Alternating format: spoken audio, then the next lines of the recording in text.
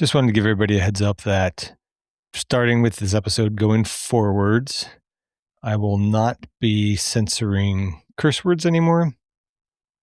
I started doing it because I had heard that if you have an explicit podcast, then it's blocked in certain regions. And while I would hate for that to be the case, it seems like none of our listeners are from regions where it would be blocked. If I'm wrong on that, well, I guess we'll find out. Maybe somebody will email. I did think it was just kind of a funny thing to do as well, but it's turning into a chore because of how much we say fuck and cum lately. So I don't think anybody's going to be offended by the fact that I'm not censoring anymore. But if this is a change that you don't like, I apologize. Not saying it won't happen again in the future, but I think for now, just given my extreme lack of time to do anything, I need to find ways to get episodes done more quickly. So, with that, I give you Alien Resurrection.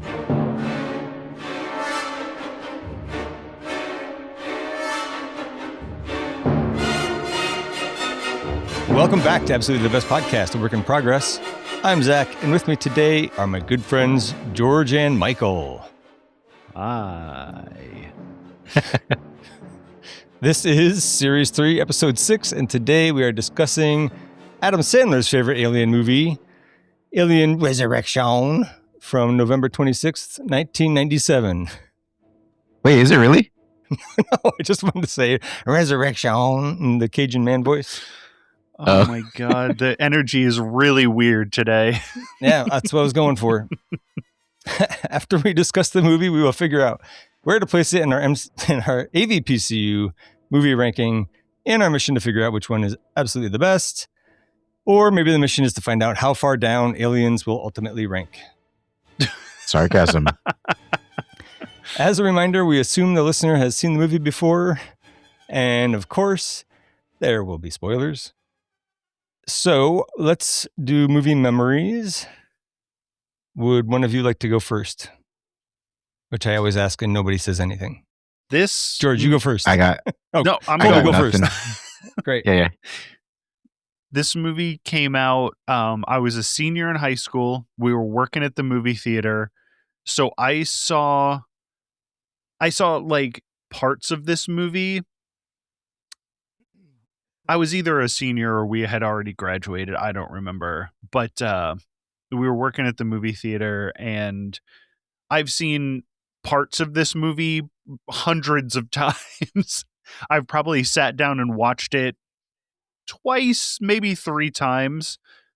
It lives in this strange place where it is both one of the most entertaining movies I've ever seen and also one of the worst movies I've ever seen. And it's always lived there. That's it. George, what about you? I got nothing. But I agree with him.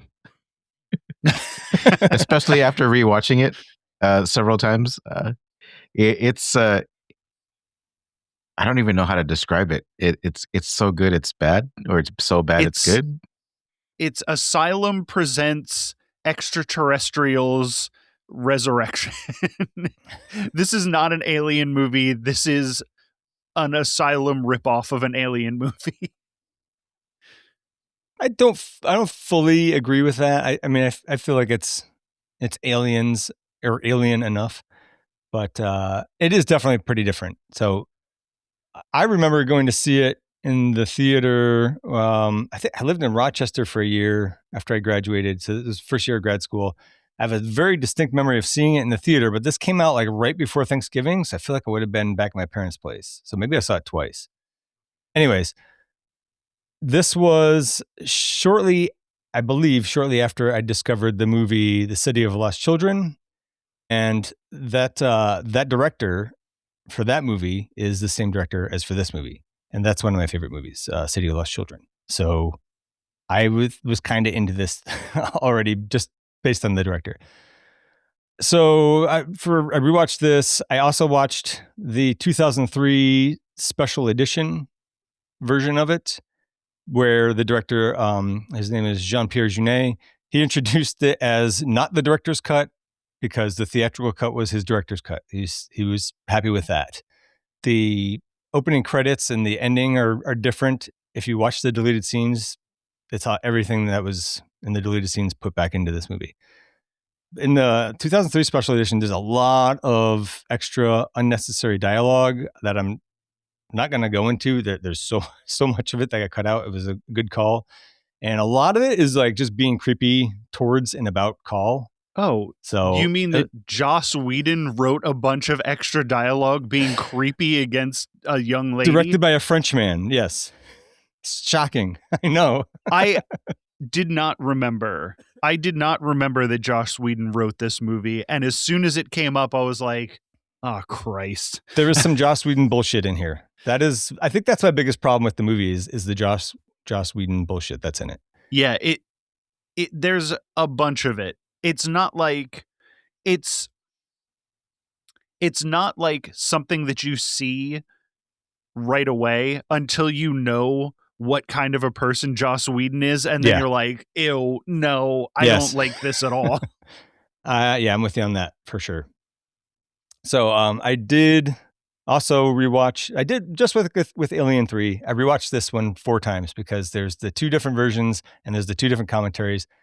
The 2 commentaries are largely the same, except for where the movies are different. So that was giving the commentary. It was the director, the guy who plays Reese, Dominique Pignon. The editor, I guess his name is Hervé Schneid or something like that. There was some other cast. What's his name? Ron Perlman pops in for a bit. Leland Orser. They just kind of like rotate through. It's not the same people throughout. No Joss Whedon. No Joss Whedon. No, I don't think they. I think he was still. He wasn't canceled in 2003, right? But no. I think he's actually bitter about this. I think he doesn't like this because I think he wanted to direct it or something like that. I forget what the story is. Because they cut out all of his genius dialogue. Not all of it, unfortunately. You have to say it exactly the way I want you to. I love women. It doesn't show. No, it doesn't. Anyways, so anyways, I watched it a bunch, enjoyed it a bunch. This is, again, I think I'm too high on this movie because I like the director. But we will get to that at the end when it comes to ranking. With the credits, Alien Resurrection is the 6th movie in our AVPCU series. As we just said, it was written by noted piece of shit Joss Whedon. We've discussed him in the first 2 Avengers movies episodes, and I was going to ask Colby if there's anything he wanted to add, but I think we know. Yeah, let me add this. Oh, I'm a piece of shit, Joss Whedon. I love writing for women. This was directed by Jean-Pierre Jeunet, one of my absolute favorite directors. His first movie, Delicatessen, he co-directed with a guy named Mark Caro. That one I don't like so much. I need to give it another chance. I think I've only watched it one time. It was just okay. But his second movie, City of Lost Children, that's a top 5 for me easily. Another one he co-directed with Caro. That one stars Ron Perlman in it, actually, which is probably how Ron Perlman ended up in this one. Jean-Pierre Jeunet also did Amélie, which is a great movie. A very long engagement. Not nearly as boring as I thought it would be. It's kind of good. You know, it's weird because as I was watching, we'll get to it later, but as I was watching Alien Earth, I kept thinking about Amélie because of Wendy, what she looks like. Yeah, she kind of looks, yeah. And I was like, it made it easier for me to stomach that episode because when she was talking to the alien, I was thinking of her like talking like Amélie. Okay. I wish I had thought of that. That's a great idea. So you're an Amélie fan? No, but I've seen the movie. Okay. And it's better than Alien Earth. Got it. It's better than Alien Earth. And also, I didn't realize that he directed Delicatessen. The guy who plays the mechanic is in Delicatessen. Yeah. He's in every one of Jean-Pierre Geunet's movies. Okay. Dominique Pignon. Yeah. He also did Micmacs, which was, and again, better than I thought it would be. And then he's got some others that I haven't seen. By the way, he learned English while making this movie. Like, by doing this movie is how he learned English. So, and it was pretty good for the commentary. His English is better than mine sometimes. That's not saying much. So the main cast, Sigourney Weaver as Ellen Ripley. Technically, she's Ripley 8. Sigourney Weaver, still great. We've talked about her multiple times. Winona Ryder as Annalee Call. She's the newest member of the mercenary ship, the Betty. I like her fine. I think George is a bigger fan, maybe, that you kind of have a thing for. Yeah. She was the reason that I went in so many times to watch. Like, there were certain movies that I would go in a lot of times to watch a certain actor. There's 2 in this movie, actually. I think I know the other one. Well, if it's not Sigourney Weaver. No. I had seen enough Sigourney Weaver by this point in time. Was it Kim Flowers? No, it's the guy who plays is Christy? Yes. He's a gorgeous man. He is. And he's in I watched too much CSI. One of the CSIs, because he's in it. Yep. But he looks like, in this movie, he's like, yes. Yeah. Prime of his life right there. Yeah. We'll get to him in a second. Too bad they killed him off in such a whack way. Yeah, that's I have that complaint. It's like my biggest complaint. One of my biggest, yeah. Totally. Yeah. So Winona Ryder, what was I say? Oh, Heathers is probably the thing I know her best from. Dominique Pignon as Vreese, the Betty's mechanic. He's in all of Jean-Pierre Geunet's films, including my favorite, The City of Lost Children. I will not shut up about it. I do like him a lot. Ron Perlman as Johnner, the mercenary member of the Betty's crew. I love Ron Perlman. I don't think I've seen him in anything that I didn't love him in. He's just, I don't know, he's a great dude. Great as Hellboy. Great in everything. Especially as the lead role in my favorite movie, The City of Lost Children.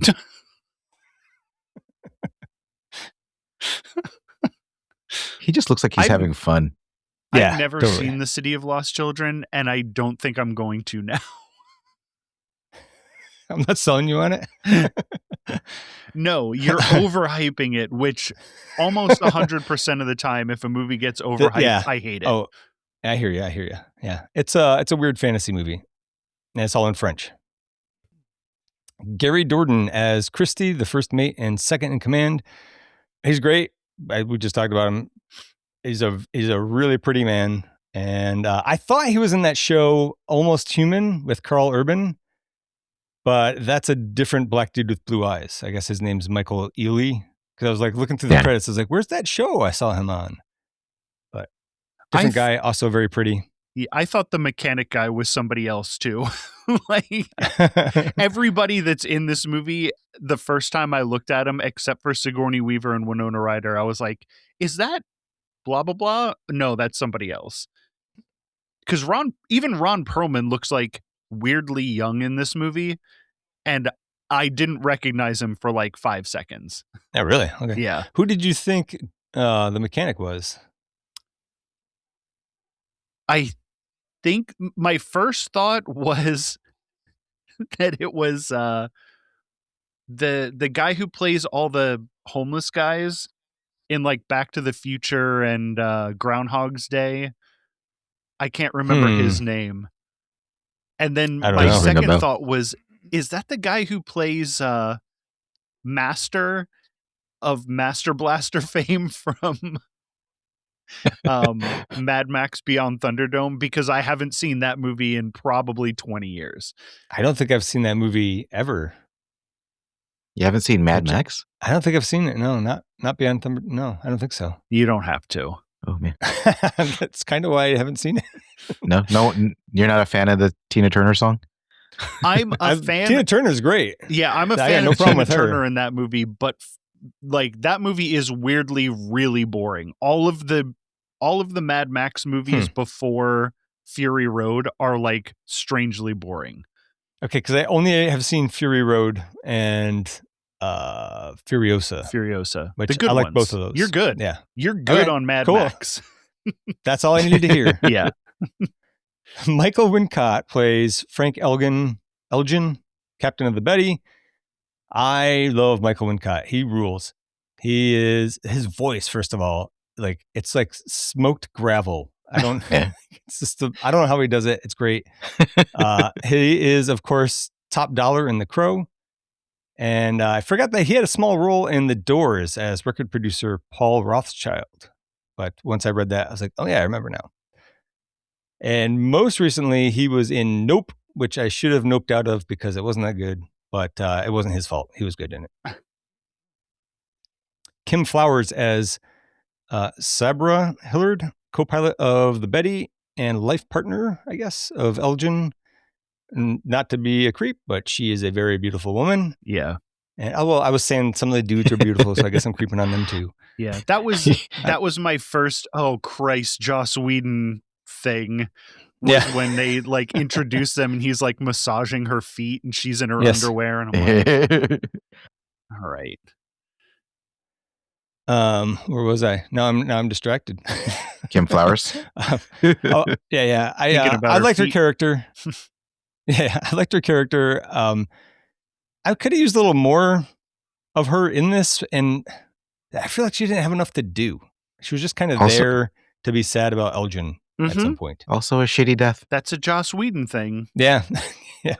What's up, George? Said also another shitty death. Yeah. I don't really recognize her from anything else that she's been in, but apparently she was a restaurant hostess in Clear and Present Danger and a lounge lizard, I think literally, in Fear and Loathing in Las Vegas, and one episode of Quantum Leap, but not the Arsler episode. Nobody knows what I'm talking about there. Do you remember Quantum Leap? I do. I didn't get a chance to watch all of it. Do you remember the one where he jumped into the body of a Down's syndrome person and he looks in the mirror? It's like, I'm R-worded. Oh no! Really? It's so bad. Yes. I bet you could find it on YouTube. Because that's how like every episode starts with him like figuring out who he is, and he'd be like, "I'm the president," or like, "I'm a woman." And oh man. Anyways, the 80s, so innocent. Yeah. Not the best. I don't know what I'm trying to say here. Dan Hedaya as General Martin Perez, the commanding officer of the spaceship Auriga. He has the hairiest shoulders in the business, Dan Hedaya. He's not Hispanic, General Perez he's playing, but I feel like he's not playing it Hispanic either. So it's just kind of a last name. So I didn't really take too much issue with that. No. This is not a Vasquez situation. Not a Vasquez situation at all, no. My own personal favorite role of his, I think, though, is the dad in Clueless. If for no other reason than the line when that kid who I think turns out to be gay, actually, but he's supposedly taking his daughter out for a date. That kid shows up. He's like, if anything should happen to my daughter, I've got a 45 and a shovel. I doubt anyone would miss you. It's a great line. I've never seen Clueless. You've never seen it? No. I don't know if it would be for you, but I don't think it is, and that's why I haven't seen it. I've rewatched it recently, and like it's pretty good. It's still pretty good. He's in Mulholland Drive, and that's all that matters. Okay, all right, there you go. He's Paul Rudd also looks the same. He's also who does? Paul Rudd. Yes. Yeah, there was a huge lag. This is my 2 episodes ago amount of lag. Yeah. Dan Hedaya is also General Ernesto Arias in Commando, overshadowed by Vernon Wells as Bennett, in my opinion, but I forgot he was in that. There is enough Commando overlap in these movies that I think we need to do Commando. There's going to be an AVPCU series. AVPCU adjacent series. Yeah. Well, the Metroid episode, I got to cut this part out because, maybe I won't.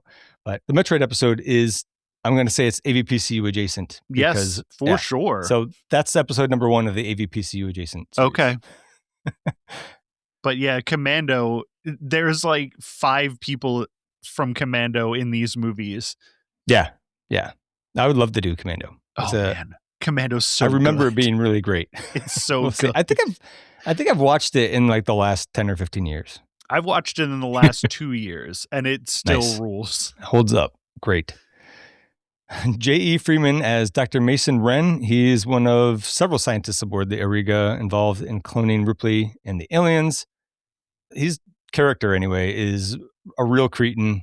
And I've seen him in other stuff before, but I don't really remember him from anything. Brad Dourif as Dr. Jonathan Gettyman. Hell yeah. Another one of the scientists on the Auriga. It's Brad Dourif, man. Like, one of the best creepy weirdos you can get. He plays a real creepy weirdo in this. He does his job here. His first and probably best role, though not creepy really, is Billy Bibbit in One Flew Over the Cuckoo's Nest. And then he's just got so many great parts. And to name a few, he's Peter DeVries in Dune, the 84 version, Raymond in Blue Velvet, Charles Lee Ray / Chucky in those movies, the Chucky movies, Wormtongue in Lord of the Rings, The Two Towers, Luther Lee Boggs in an X-Files episode called Beyond the Sea, and Doc Cochran in Deadwood, Thomas Nash in Agents of S.H.I.E.L.D. So this is also MCU adjacent because of that. Well, I guess what's the shitty writer made it MCU adjacent. And he's got a cameo in The Pit, that TV show that his daughter Fiona stars in. Oh. Second season coming out soon. Good show. Hey, who is his daughter in The Pit? She's the one who's got the ankle bracelet thing. The I don't know what you call it. The monitor. Yeah. Raymond Cruz as Vincent DeStefano, a soldier stationed aboard the Auriga.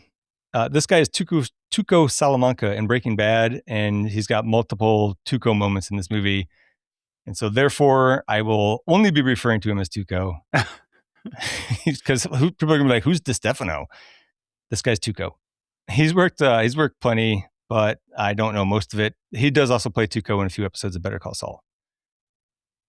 Leland Orser as Larry Purvis. He's one of several humans who have been kidnapped during cryosleep by the crew of the Betty. And Leland Orser is another like really great actor. He gets hired for a very specific role and nails it every time. You probably know him from the Lust guy in Seven. It's like, he told me to fuck her, so I fucked her. Yeah.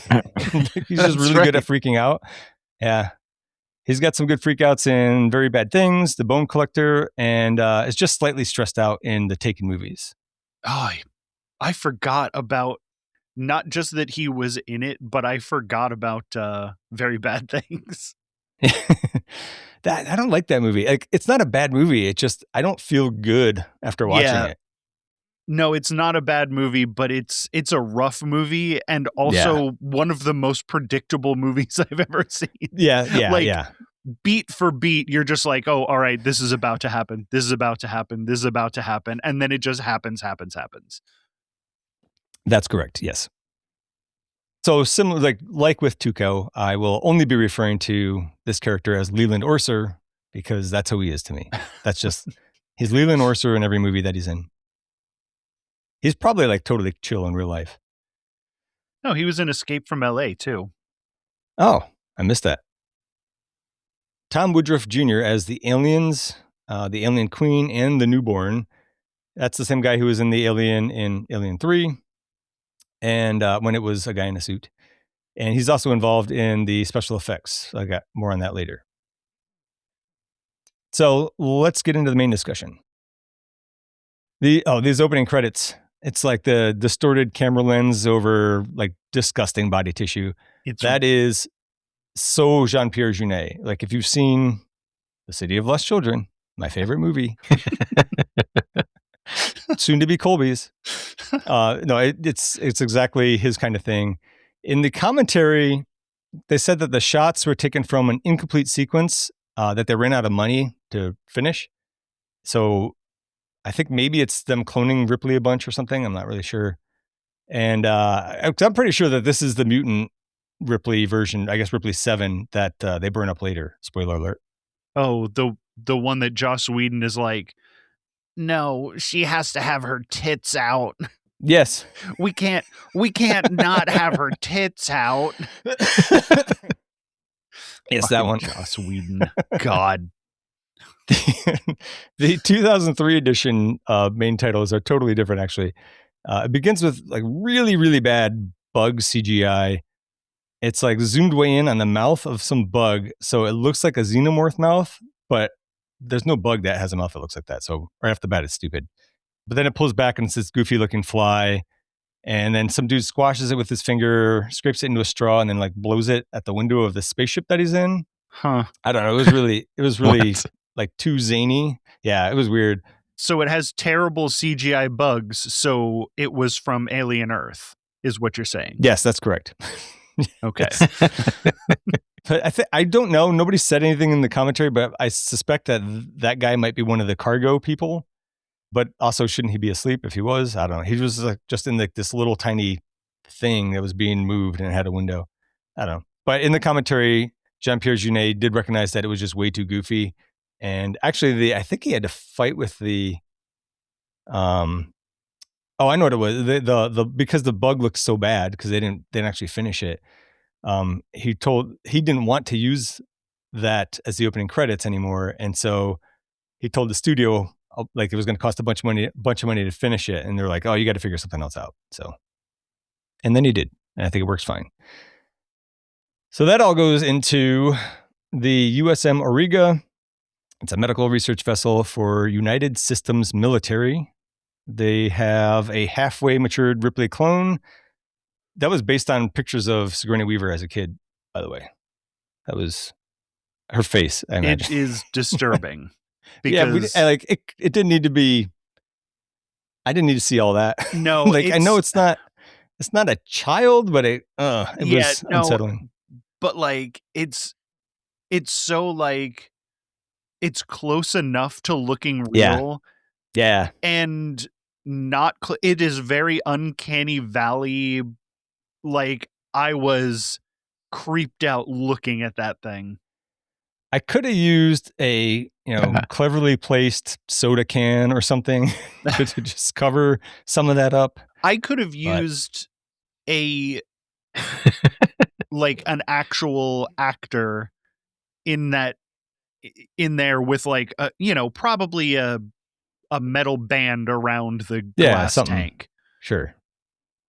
Something that didn't make me have to look at that latex version of Sigourney Weaver's face, which was so gross. Yeah. I mean, effective, but very bad to look at.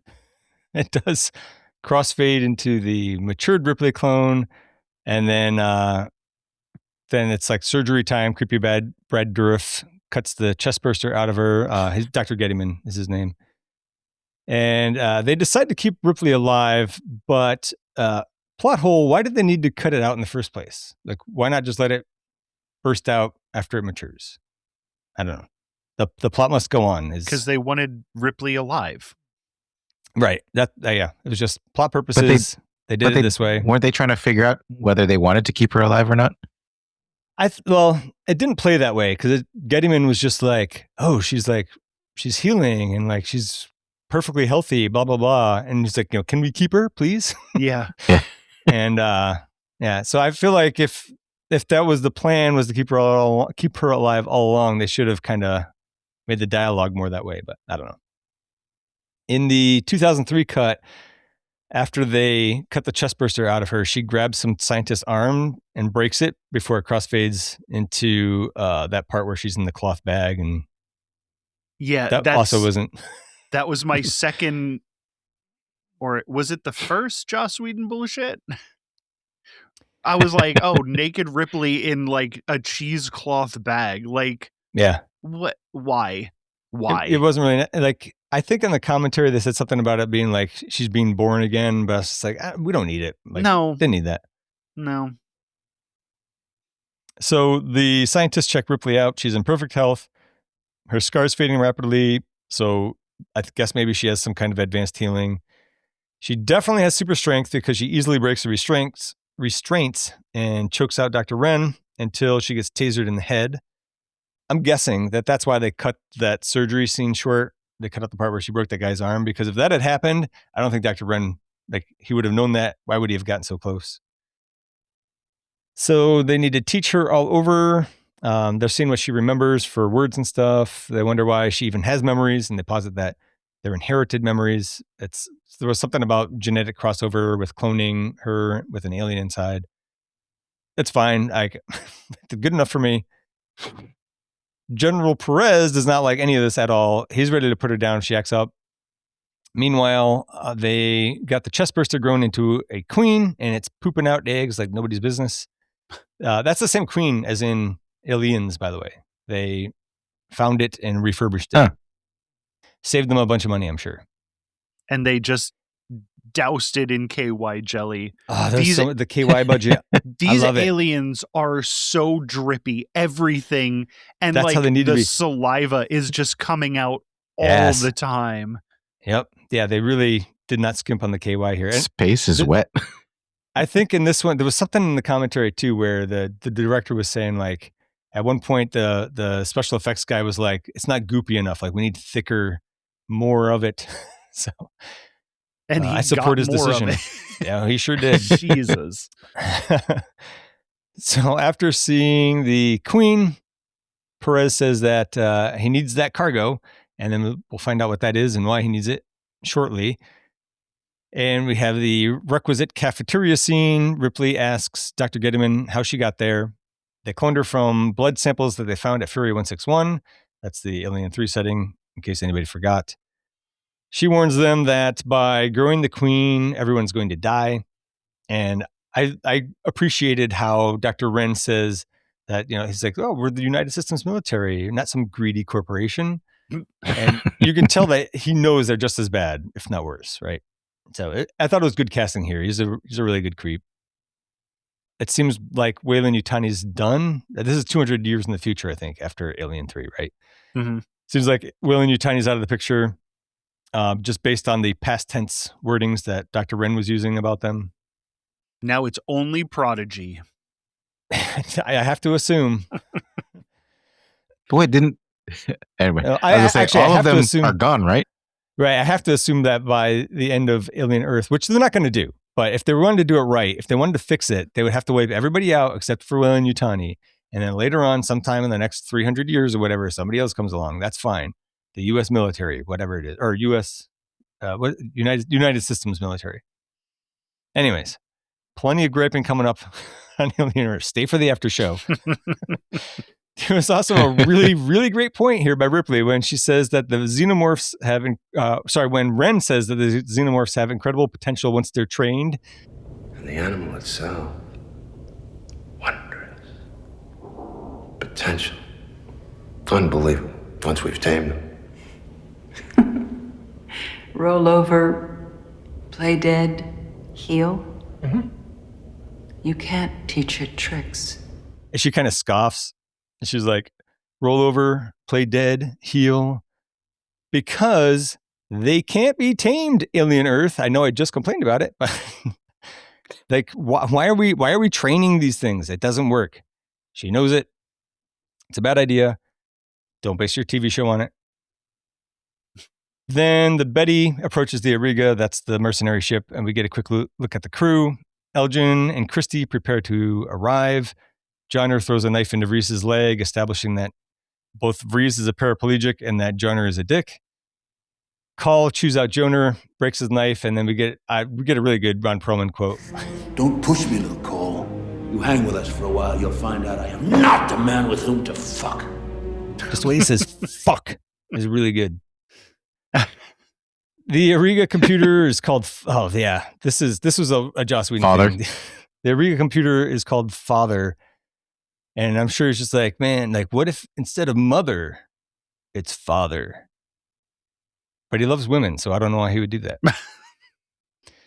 The mercenaries easily sneak weapons aboard, of course.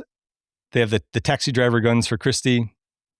And I think Reese's wheelchair is made up like entirely of different weapon parts, plus some wheels. Pretty cool. Yeah, it is pretty cool. Elgin and Perez do business. The crew are there to deliver the cargo that Perez wants. What the USM is doing seems kind of sketchy to Elgin. He's not really of high moral character, though. So he works a deal for 2 days of room and board, which I don't think is really long enough for these xenomorphs to grow to full size, which happens throughout this movie. But I feel like it happens in hours, not even 2 days. But whatever.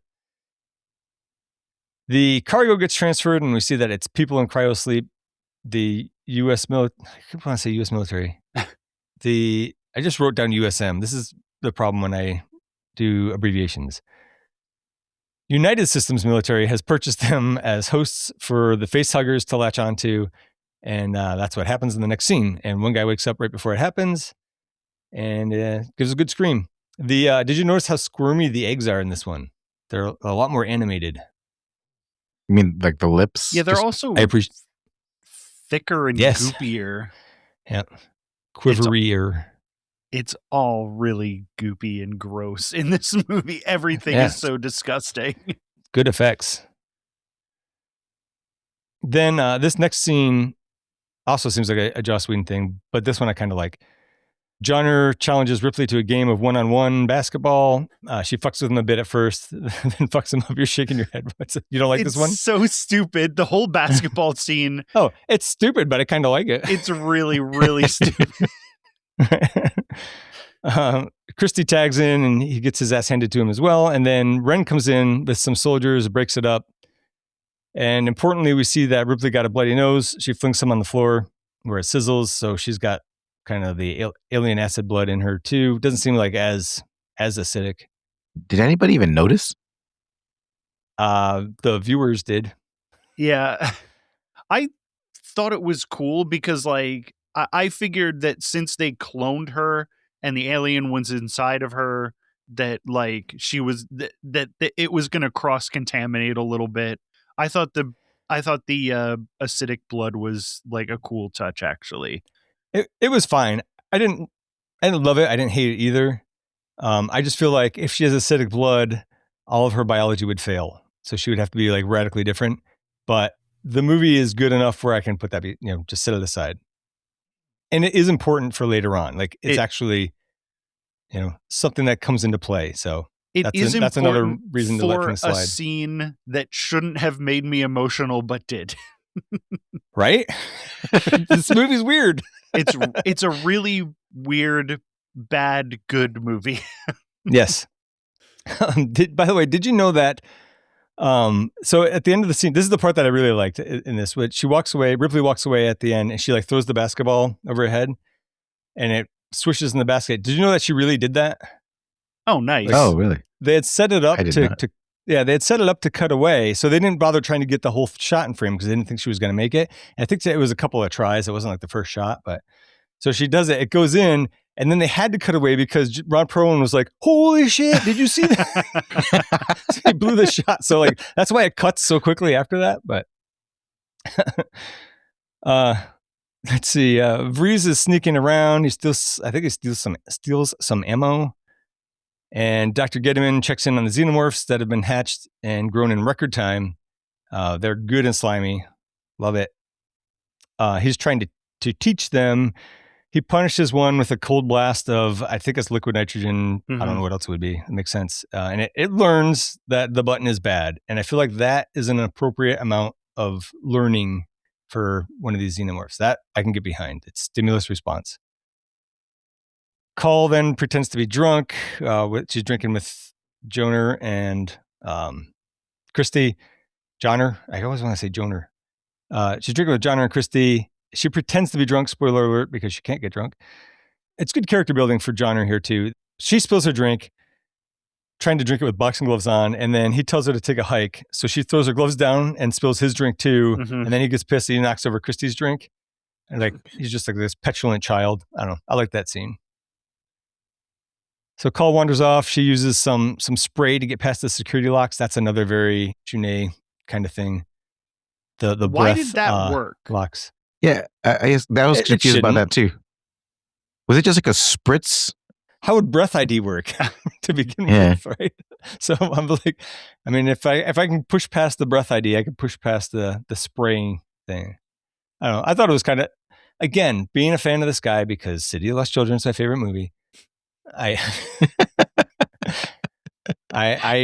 kind of liked it. It makes no sense, but I kind of liked it. Where was I? Call goes out, she gets through the security with the spray, and then she's going to kill Ripley in her sleep with a knife, but then she sees the scar on Ripley's chest and knows it's too late. I guess she wanted to stop the chest burster from coming out so that they wouldn't have an alien. Again, I think we've talked about this in a previous episode where it's like, not sure that would really stop the chest burster. It was Alien 3. Yeah. Doesn't Ripley also say something about how she cannot self-terminate? She said that in Alien 3, right?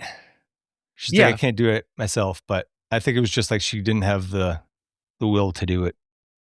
Oh, and this though, does she say something? She mentioned it a little bit. I thought, She might have said something. Yeah. I don't know. You might be right. Yeah, I think that's right. Because Call was like, why don't you just end it? Like you're... I cannot self-terminate.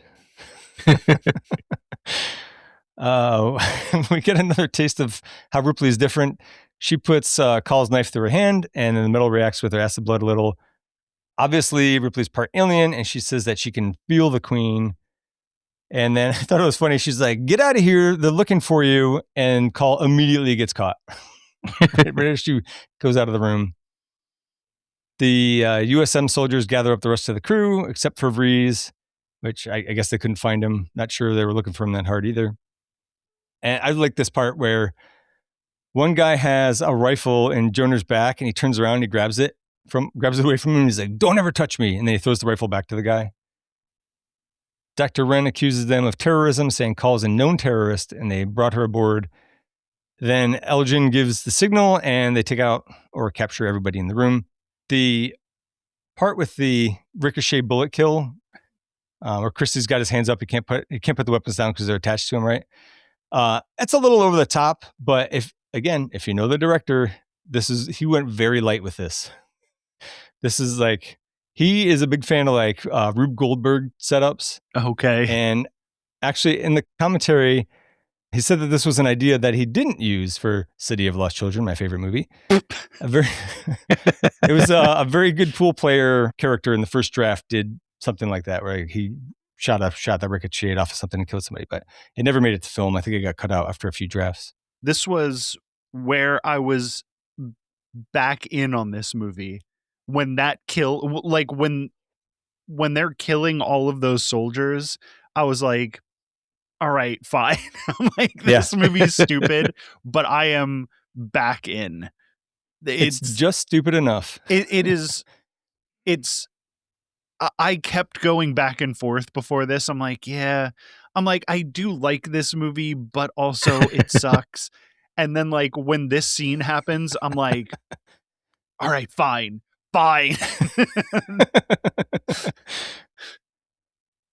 Meanwhile, Gettyman sees what's happening on the security camera. He tries unsuccessfully to get security personnel on the intercom, and that distracts him from what the Xenomorphs are up to.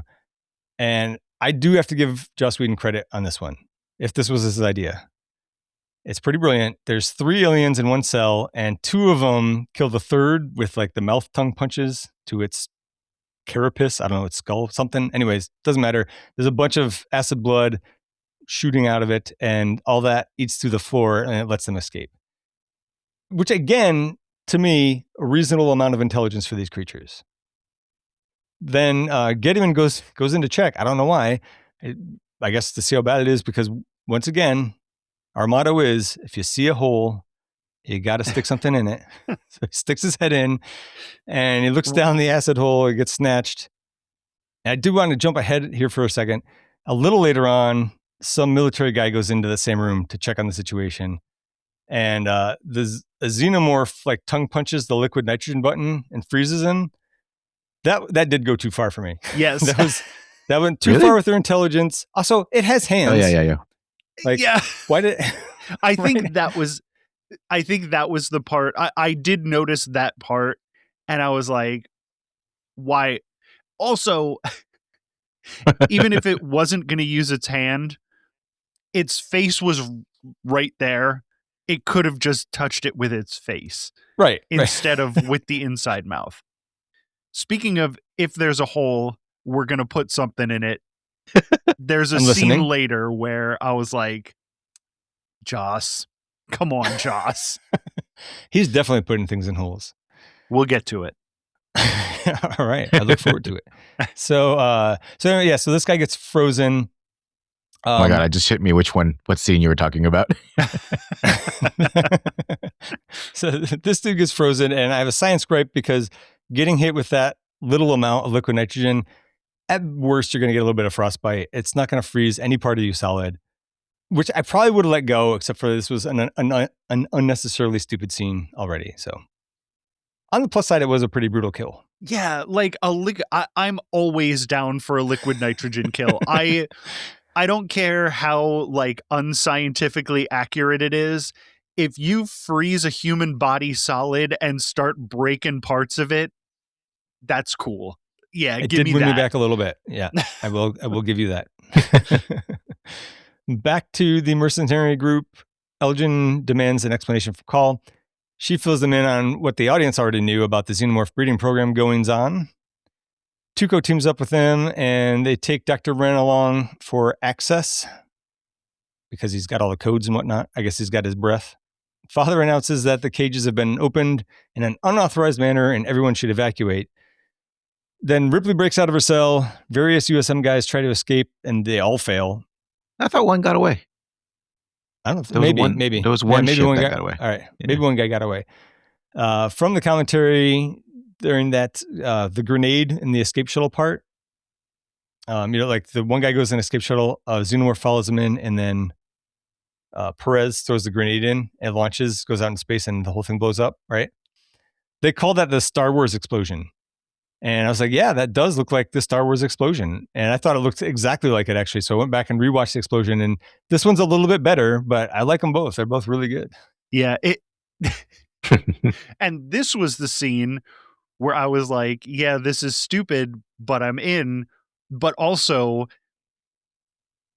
everybody is acting so weird in this movie because, like, when they have the close up on his face and he's doing the salute, and I'm like, Oh, I'm yeah. just watching this and I'm like, this is so fucking stupid. As long as the stupidity pays off. Perez gets tongue-mouth punched in the back of the head, and he reaches back and grabs a piece of his brain matter, which feels borrowed from, you've seen Bad Taste, right? Peter Jackson's Bad Taste? Yeah. I feel like that was maybe borrowed from that. Elgin gets got. He's pulled halfway through the floor, and then an alien makes some holes in his abdomen where they don't belong. The crew find him, and it's a bummer for everyone. And then the xenomorph finds them.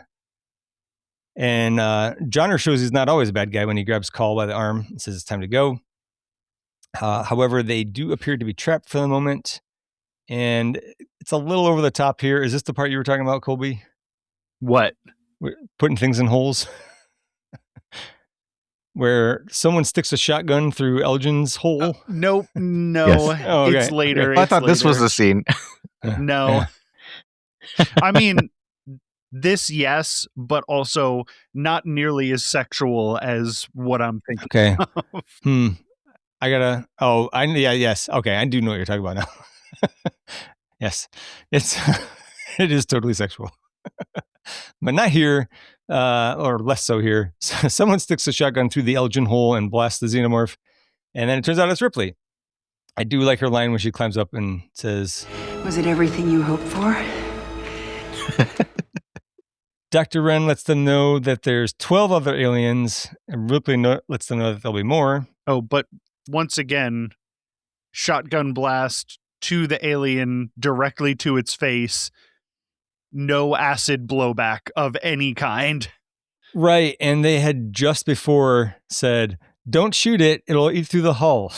And there's a lot of acid blood stuff previous to this, too. Yeah. Yep. It only matters when it matters. It only matters in the first movie, and that's why it's the good one. That's true. That's true.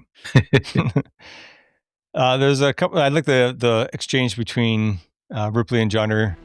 So, who do I have to fuck to get off this boat? I can get you off. Maybe not the boat. He has the best lines. Yeah. I also felt so that was probably written by Joss Whedon, but I also felt like calling the spaceship a boat is a total Joss Whedon thing to do. Call doesn't trust Ripley, but can't convince the crew to leave her behind. Christie says they need to stick together to survive, and even goes so far as to give Tuco some guns. Now they need to find a way off the Auriga. They run into Vreese in a moment of tension that didn't really work for me, to be honest. Johnner's a dick again. He wants to ditch the cripple. No offense, he says. Am I going to get canceled for saying that? I was quoting the movie. No offense. No, the part before that. Bad news. Standard emergency procedure is that the ship pilots back to home base, meaning Earth. Johnner goes, Earth, man. What a shithole. So then they need to escape the Auriga and then blow it up. But first, Ripley 8 stumbles upon Ripley's 1 through 7. Most of them are in jars of formaldehyde. Do you know what the Mutter Museum is? You've probably been there, Colby. Yeah. It's near you, isn't it? Mm-hmm. Or is it in Pittsburgh or is it in Philly? It's in Philly. Okay, yeah, I want to go someday. But it's just this museum where they have all these medical anomalies in jars of formaldehyde, basically. So that's what this reminded me of. They all look like exhibits there. Except for Ripley 7, who is, still like really deformed, connected to machines to keep her alive. They clearly cut something out of her. I assume that didn't work. At least they didn't cut out her tits. They're Yes. out. They're right there. They're right there for you to see. Put the tits in. Yeah. But hey, he put the hairy armpits in for you too, though, buddy. Yeah, they did. Yeah, he did. Ripley 7 begs for death, and Ripley 8 obliges with a flamethrower, which I feel like a rifle might have been a more humane and merciful way to go. I just was reminded of Will Ferrell and Austin Powers, where it's like, I'm just very badly burned. If somebody could just send some help. It is definitely an alien thing to do to torch like You gotta have a whole flamethrower. room I full love of something. Yeah, I love flamethrowers, but they could have put a bullet in her head first and then torched everything. And then Johnner has no sympathy. He's like, what a waste of ammo. Must be a chick thing. I love women. I'm Joss Whedon. Well, that's him going like, this is what a really what a real sexist would sound like. It must be a chick thing, right? That's what a real sexist would sound like, and I know because I'm Not a me. real sexist. Back to I can't come on. Back to the escape plan. They're trying to get to the Betty. They run into a totally normal guy, Leland Orser, and he is freaking out. He thought he was going to Zurich to work a nickel refinery, and Ripley can tell that he's got an alien inside of him. I really love the part where they're all talking about him like he's not even there. And then he does his Leland Orser thing, which is to freak out. He's like, what's the fuck inside me? Game over, man. Game over. Better Yes, freak out. Better yes. freak out him or what's his I got to face give it to Bill into? Paxton. It's not Hicks. I got to give it to Bill Paxton, like, because I love Bill Paxton, and I am still sad that he is gone, but it's close. Because you got to give Leland Orser more time to work up his credits. What am I trying to say here? I'm good with words. Don't worry. He's the new Paxton. Yeah, all right. I will take it. I mean, if we can't bring him back from the dead, so I will take him as the new Paxton. We could do a lot worse. This presents a good opportunity to spell it out for the audience members who didn't catch on yet. Ripley tells Leland Orser how the crew of the Betty hijacked their cryotubes, sold them to the USM, and they're being used to breed aliens. He's got a few hours tops, and then it's going to burst out through his rib cage, and then he's going to die. And that last part is also important for the character to know for later as well. But why didn't his chest burster pop out yet, because all the other ones did, right? So was he just saved for later? He was like the second round, I guess. Was he still in his cryo tube? I don't know. Well, he's got one in him. Mm-hmm. So yeah, I'm not sure. So maybe they only had so many eggs and so, like way more cargo, so to speak. Those big fat lipped eggs. Yeah. So puffy, those lips. So swollen.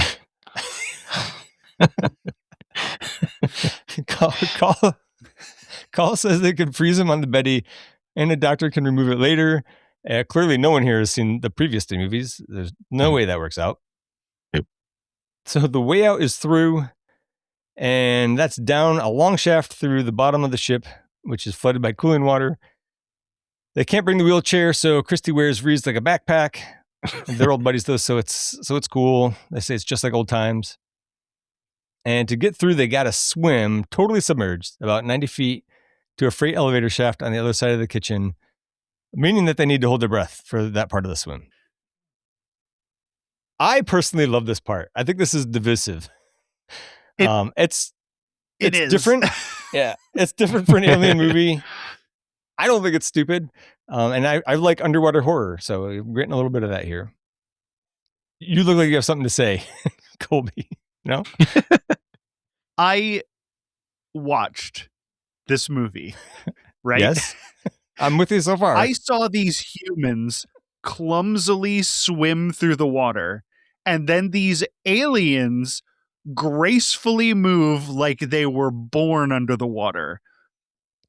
And the aliens don't get a single human during this sequence. They did. They got Hillary. Flowers.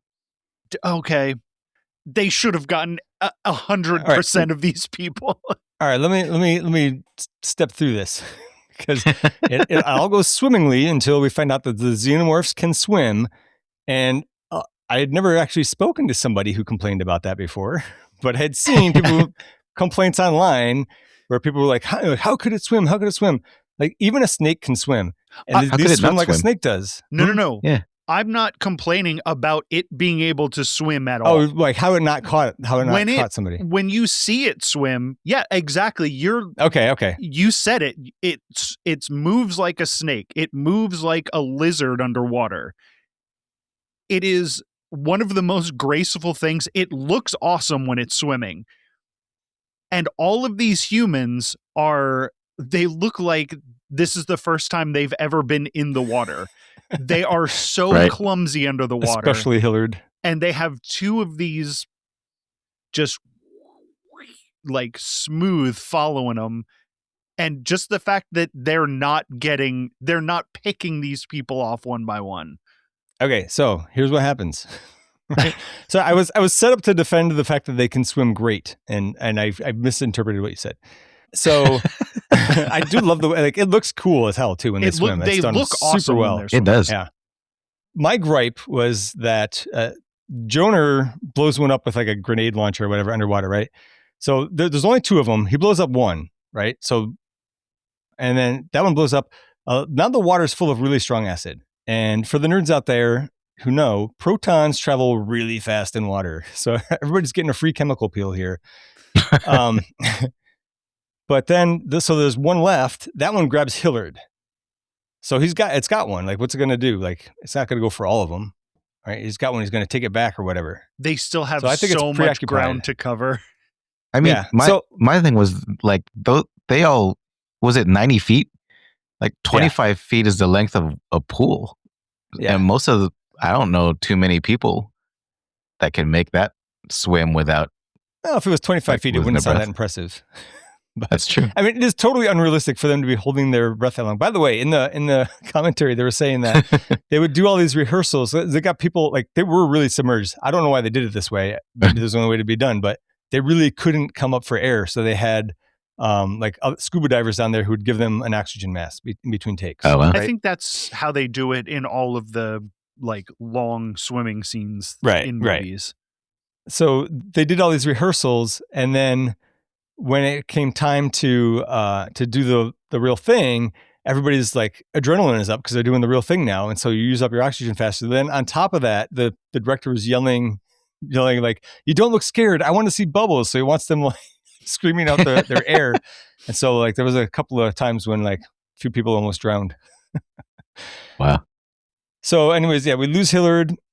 She gets grabbed by the ankle and dragged away. It's not looking great for everyone else because then they pop out the other side of the kitchen and it's a trap. They got to break through that nasty membrane. Oh, it's so gross. And then once they get through that, the exit hole is garnished with facehugger eggs. It's the perfect setup. And Ripley, of all people, gets face hugged. What's up? Yeah. This is a gripe for me. Okay, go ahead. You go first. Because it's not a gripe for me, but she can hear Why them. are the aliens going after Ripley? She's part alien. Throughout 3 and the rest of this, all of the aliens have left her alone because they can sense that she's one of them. Why did a facehugger attach to her? Well, so in 3, she had the queen alien inside of her. Okay, and the xenomorph could sense that. And that was a xenomorph. So maybe the facehuggers don't have that built in. I don't know. Because a facehugger is not going to like go face hug a xenomorph. So she looks like a human. I don't know. I totally don't have a problem with that one. I get what you're saying, but it didn't. That didn't. And I'm not like. I know I had like a little bit stronger of a reaction. Just I'm hyped up because we're on a podcast. So yeah. But it's not like a deal breaker. But it was really. I'm like, of all the people that thing could have gone after, why is it going after the person who canonically hasn't been attacked by a xenomorph for 2 movies now? She did host one though, and they cut it out of her. So I don't know. Anyways, that's we could argue this for a while. What I want to say, so I think, and it's not. Here's a reason. It's a bad reason, but a reason is plot purposes because she gets face hugged, and I didn't catch this until like I was on my 4th rewatch this time. She bites off the penis thing that goes down your throat. Like she bites that off, and I was like, oh my god, that's not like that's how she got it off of her. Which if it had been anybody else who did that, acid blood eats through your mouth, right, and you're done, right? So I thought that was cool. No. Then they should have showed that a little bit better. Because I definitely didn't notice, and if it took you 4 times... Plus however many other times I watched it. Yeah. Right? Never noticed it before. One thing I'll never understand about aliens movies is when somebody travels to a part of the ship and they see veiny, membranous tissue and filmy mucus, why doesn't anybody ever like kind of stop to think, hey, maybe this wasn't here last time I went down this corridor? Because it kind of looked like a trap. Kind of, yeah. But I mean, they didn't really have another choice here. That was their only way out, according to Dr. Wren anyway. Yeah. I will say this was the scariest part of the movie for me because one of my things that I'm like very scared of is drowning. Yeah. And it did it. Another movie that I watched a lot of times in the movie theater was Carrie 2, The Rage. I don't think I saw that one. It's pretty good, actually. But I had a crush on the actress from that movie, too. But there's a scene in there where she covers up the pool and there's a dude trapped in the pool. And it's terrifying to me. Yeah, I don't like that. Trapped under ice would be worse, I think. Trapped under it's anything. Yeah, like drowning under ice. Drowning like versus under drowning in a warm pool. Mm-hmm. I don't know. Drowning in any amount of just that you know that you can't get out of. Yeah, I don't like it. Let's stop talking about it. They're surrounded by eggs, facehugger eggs, and so they duck back into the water. Christy does a few trick shots with his grenade launcher to take out the eggs and the huggers, and they're still being chased by the xenomorph. That xenomorph does come back in the water, so they start climbing the elevator shaft. Then Dr. Wren, unprovoked, shoots Call in the gut after she gives him her gun to bust open the glass on the emergency button for chest. Whatever door this is. He shoots her in the chest. Is it the chest? Yeah. In the torso. Shoots her in the torso. It's all guts. It's none guts. So she goes for a swim, basically. Obviously, everyone else is pissed at him, but he gets out and he locks the door behind him. The rest of the crew keeps climbing, and recall that Christy has Reeves tied to his back. Well, it turns out that xenomorphs are spitters, and this one hits Christy in the face with a mouthful. Looks really bad too. It ruins his beautiful face. It does ruin his beautiful face, and the CGI spit looks awful. Oh yeah, that does look terrible. Is this the first time an alien's actually? That's the first spit? time I think so. I think it's the only time. I don't think I've seen it happen in any Did other it like movie. chew on the inside of its mouth and give itself a little wound? It is pretty awesome when John bends backwards off the ladder and blasts the xenomorph with both hands firing. In the commentary, Ron Perlman said that he just cut the fuck out of the back of his leg doing that. He really did it, and like just the pressure on the metal there cut his leg. I also thought it was pretty funny he gets spooked by the spider when he swings back up. But Christy, I guess he can't carry on without his good looks because he just gives up. And I did not like that part. No, it's the most disappointing part of this movie. He just quits. And like Vreese is hanging on the ladder. Christy's hanging off him like dead weight. And there's an alien hanging off his boot. The dead alien is hanging off his boot. So he cuts the straps and drops into the water, presumably to be killed by another xenomorph. But just kick your boot off. Like how tight is it tied? Right? I don't know. Or just shake it off. Yeah, it was. Yeah, exactly. I feel like it couldn't have been that hard to get off. Phrasing. I thought that this reveal took longer, but it doesn't because Call apparently swam around, went the long way because she opens the door for them from the other side. And I don't know why, but here, I have a picture in the show notes. She just looks exactly like Lucas Haas to me. Do you know who? So I made a little comparison for you. That boy.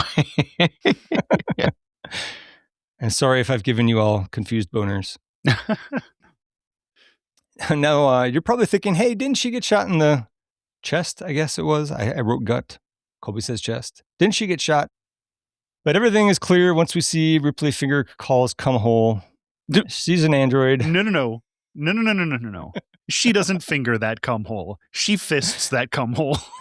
That's true. It is big enough for a fisting. This is what I was talking about. She stuck her whole hand in. It's a real close up, and she's really in there, and it's gooping around. And I was like, Joss, come on now. I'm not sure on this, but I think I recall from the commentary that actually that was something that Ripley did. No, they must have planned it because it was like, there was a whole thing about an appliance. I guess they were just saying like Ripley really went for it because it was like this appliance that they had to build onto her and they had to shoot it from a certain angle. Otherwise it just looked like she was pregnant or something. So that was definitely planned. Definitely scripted. Yeah. So, I like the line where I should have known. No human being is that humane. And it's true. There's some chatter about her being a second generation model, robots designed by robots, as Tuco very enthusiastically put it. He's very much being Tuco here when he gets excited. Oh, is this an Easter egg? Leland Orser says, great, she's a toaster oven. Recall that's what Bishop said about himself in Alien 3. Like when Ripley says that she's sorry that his legs hurt. He's just like, I'm a glorified toaster oven. It's okay. I saw the last movie. I'm going to reference it. Forced to watch it, I'm sure. Unfortunately, they can't go anywhere because they don't have access codes to the doors that they need to get through. And Call can't access the mainframes remotely because all the Gen 2s burned their modems or something like that so that they couldn't be recalled. However, she can patch in manually. So it's off to the chapel where there's some access ports, according to Tuco. And I hate that her access port is hidden behind a mole. It is just so gross to me that she like pulls that mole off and like the string comes out and everything. Ugh. How do you put that back in, by the way? I don't know. You don't? Gross. I guess not. Well, it's not like you couldn't even tell that there was a hole there when she took it off. I don't want to think about it. Yeah, neither. Call jacks in and finds out that there's not enough fuel left to reach critical mass, so they can't blow up the ship. So Ripley tells her to make it crash into the Earth.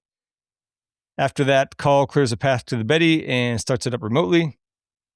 There's also a brief scene where Leland Orser like wills the chest burster inside of him to chill. like have you ever been stuck in heavy traffic with wicked diarrhea and you're just like it's that kind of, it's the same look.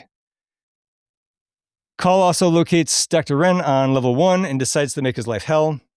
This does not work for me. This is definitely Joss Whedon writing that I thought was lame. He's telling Father to open a door or something, and she's like, "Father's dead, asshole."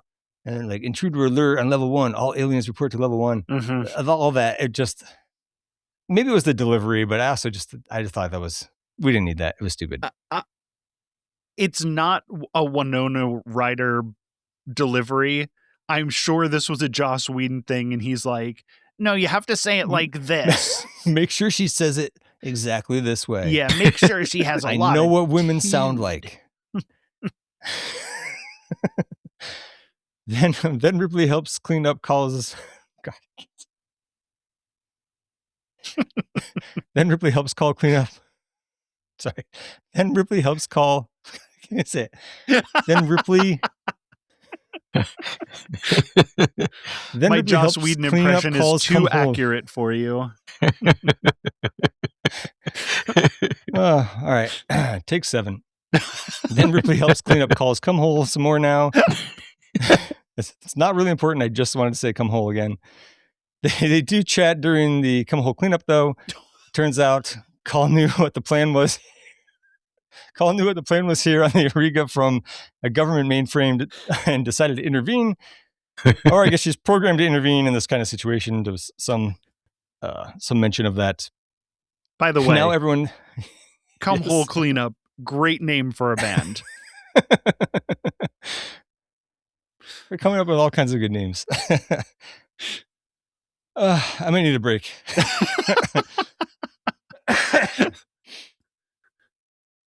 Okay, now everybody's trying to get to the Betty. With 100 yards to go, Ripley gets a feeling, puts her ear to the ground, and then an alien pulls the floor down, and she goes down too, into a writhing mass of aliens, which looks like H.R. Geiger's wet dream. What were they all doing? Were they just I think it was an orgy or something. just a mass I of was them just moving about to around? Yeah. Xenomorph orgy. Yeah. That was my Giger impression. It was really good. It was really good. Oh, hey, I'm H.R. Giger. I'm sweating so much right now. I had a nightmare where the xenomorphs were having an orgy and I was in the middle. And then I made a video about it and I called it Come Hole Cleanup. I was the one with the cum hole.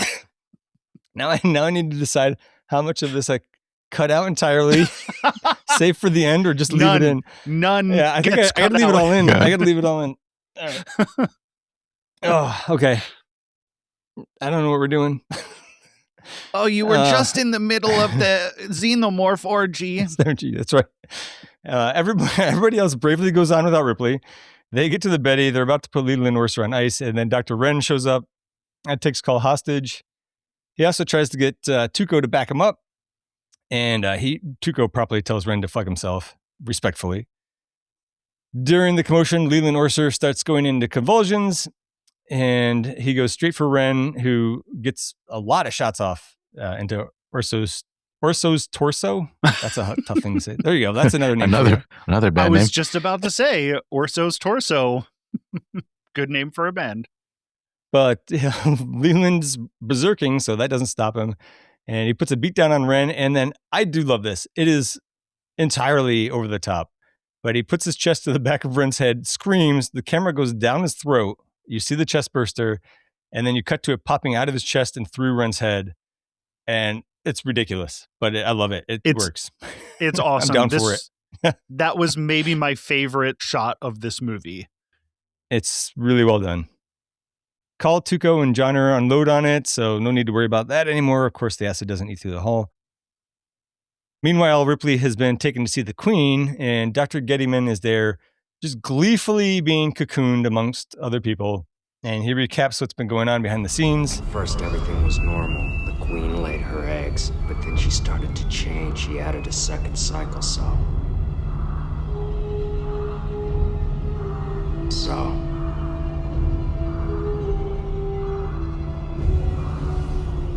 This time there is no host. There are no eggs. There is only her womb and the creature inside. That is Ripley's gift to her. A human reproductive system. She is giving birth for you, Ripley, and now she is perfect.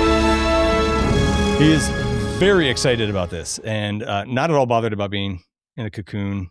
At first, actually, I thought they were being turned into eggs, but why would the Queen need to do that? I think she's just saving them as food for the baby. Maybe. So the Queen gives birth to this albino flesh skeleton thing. It's great practical effects. I think there's people have mixed feelings on the design. I like it. I think it works. The design. But, no, really? You do not get to have a gripe about the design of this thing. It is. It's awesome, right? It is awesome. This is. Probably it's still up in my attic, but I do have an action figure of this thing. No, I didn't even know they made one. So good. I bought it when KB Toys was going out of business. That's amazing. I didn't know they made one. Yeah, they made one. I might have to. And I need to find that more than I need to find the silicone huddle from inside. I think it's probably going to be cheaper too, because I don't think anybody cared about the Alien Resurrection action figures. I might be able to find a used huddle. Ooh, I don't think you want a used huddle. I knew you'd get that one. Talk about the cum hole. It does have one. It has one. The practical effects here, they did a great job on this. I mean, the expressions that they get out of this thing's face, like you feel what it feels. It's really good. The saggy tits were probably not necessary. I disagree. I think we definitely needed the tits. I tried to get nipples put on it, but they told me that was too much. In the commentary, they said that it had genitals that the studio did not care for, so they had to digitally remove them after the fact. I put a picture of that in. I dug up a picture of it. It's in the notes. Oh, yes. I remember designing the genitals for this thing. It's like a hermaphrodite, basically, and it has a very generous wiener tucked into a big red catcher's mitt of a vagina. I like that. And, I like that better. It works. It's pretty weird. But the studio wouldn't go for it. I guess they thought that we couldn't get away with an R rating. Was it because it was reddish? I don't know. So Gettyman, he continues his gleeful. I can't talk. Gettyman continues his gleeful. Yeah. Gettyman continues his gleeful blathering. You are a beautiful butterfly. He's all positive affirmations. I think there might be a market actually for a calendar, like a daily affirmation a day thing calendar from Dr. Gettyman. He just says all nice things. Beautiful butterfly. Yeah, that's pretty good. Then there's a tender moment, just a moment between the Queen and its spawn. And then the baby claws the Queen's face off because it thinks that Ripley is its mother. And I don't know if it makes sense, but it works. I like it. I'm fine with it. In the commentary, they said that the newborn's like a toddler. It's curious and prone to temper tantrums and doesn't know its own strength. I think that's a perfect description of it. Gettyman still can't shut up and ends up paying for that. The baby, clearly annoyed by him, bites the top of his head off. And I swear he comes a little bit. When it happens, he's like, when it's biting his head off. It's all he wanted. Ripley takes advantage of that distraction and gets away, making it to the Betty just in time. I think it's a cool overhead shot of her, like doing a long jump basically into the back. Yeah. I also like the quick exchange between her and Tuco. Hey, I thought you were dead. Yeah, I get that a lot. Ripley helps out Vrees, who can't fly the ship apparently. But I started having alien flashbacks because the hatch is open. So Call goes to shut it, the hatch that is. And apparently the baby has its mom's mad long jump skills because it's on the Betty too. Though it's very helpful and closes the hatch for her. So that was appreciated. So they're escaping in the Betty. Call is outmaneuvering the baby. And unfortunately for Tuco, the baby crushes his head when he goes to check on Call. Here's another thing I didn't pick up till like the last time I watched it. It was pretty funny. In all the commotion, Vrees is yelling at Johnner, who's supposed to be fixing something. He said, "Come on, step on it." Or it's more like, "Come on, step on it." Come on, step on it! Hey! I'm not the mechanic here, Ironsides. I mostly just hurt people. Pretty savage burn, I thought. I didn't know why I didn't catch that before. Call is next on the squashing block, and I guess the alien gets a little distracted by fidgeting with her cum hole. Got another one in. Long enough for Ripley to come in and calm the baby down. Then she sneakily cuts her hand, throws the acid blood on a window, and then the baby gets sucked out through it into the vacuum of space. It's gnarly. This is Like, brutal. This is so bad. brutal. Yes, for And multiple reasons. Go ahead. I think it's because it takes so long. It does. It takes It takes so a long time. And again, I wish they could have either figured out a way to do this practically or had better CGI. But like, to go from this like humanish face who's in obvious pain to the CGI guts and blood like leaking out of the hole was not my favorite thing to look at. So I might be wrong, but I think it is practical, or most of it is practical. And I remember specifically the like blood and guts coming out the hole on the other side. That does look CGI, and I thought it was. We were talking about it in the commentary. I think it's just like bad compositing or whatever. Oh, but they had shot that underwater, like dropping stuff through a hole to give it like that slow motion. Okay, see, that's effect. what I was gonna suggest. You But should if make that's movies. what they did, damn, it looks bad. I think they just lit it wrong. It just didn't make sense with the black background of space. But yeah, it is brutal, and it goes on a long time. And man, like the baby, it looks so betrayed at first, and I think Ripley even feels bad. This definitely does. And Totally this does. is maybe the best Sigourney Weaver acting in the series is her like, because you can tell that she feels bad for having done it. Yeah, and it makes sense. I get it. I buy every second of it. Mm-hmm. It gets pulled through like a golf ball sized hole. It basically gets turned inside out in the process, and it's disgusting. Yeah, and then at the end, it's just its head, and then like the skin comes off, and then the skull breaks. Yes, brutal. Yeah, there was not a moment of relief there at all. That's the entire time suffering. In the commentary, they said that was actually how Perez was going to die. And then the general, and then Jean-Pierre Jeunet was like, "No, I got a better idea for this." So then the USM Auriga impacts Earth, probably killing tens of millions of people, if not more. I don't know. Like, I guess a xenomorph infestation would eventually. It was a kill everyone. shithole anyway.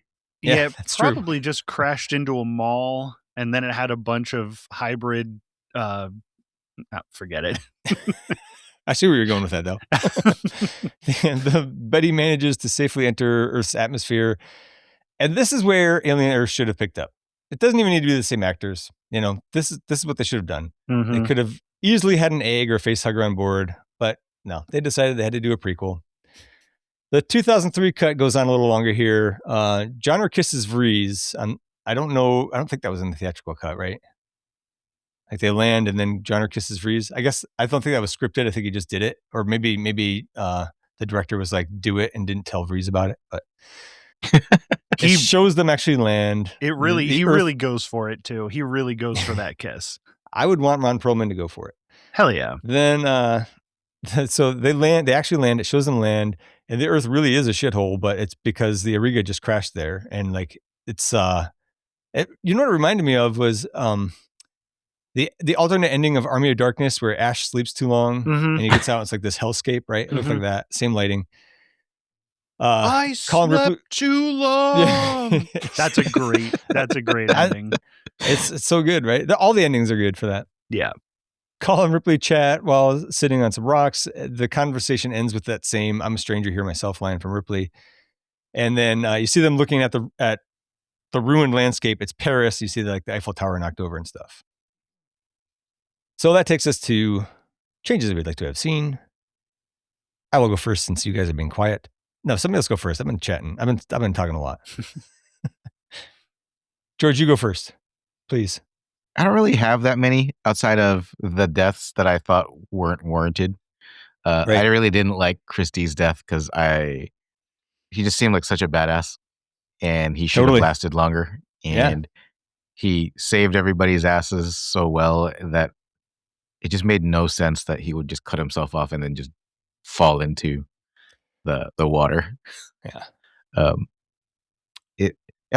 I wish Elgin had lived a little bit longer, but I guess that's my first one. As I first knew, it was like Elgin could have lasted longer. Yeah, because he also didn't seem like a slouch in the badass department. No, he's great. But I guess if he didn't die, then we wouldn't have had the shotgun blast through his mouth shot. I don't know if we needed that. I would have gladly given that up to have him in the movie more. Or just have it happen later, right? Yeah, there you go. Yeah, I mean, I don't know what other things would have fixed anything for me. I just kind of liked how I just turned off my head and just enjoyed the movie. It's just wish I could really do that. enjoyable. I didn't need to do that. Like I can't do that, but I still enjoyed this. So yeah. Colby, what about you? Not much. I wouldn't change much. I don't think this is a good movie, but I think it's one of the most fun Alien movies. Yep. It has some of the scariest parts since 1. Yep. That the toddler is terrifying.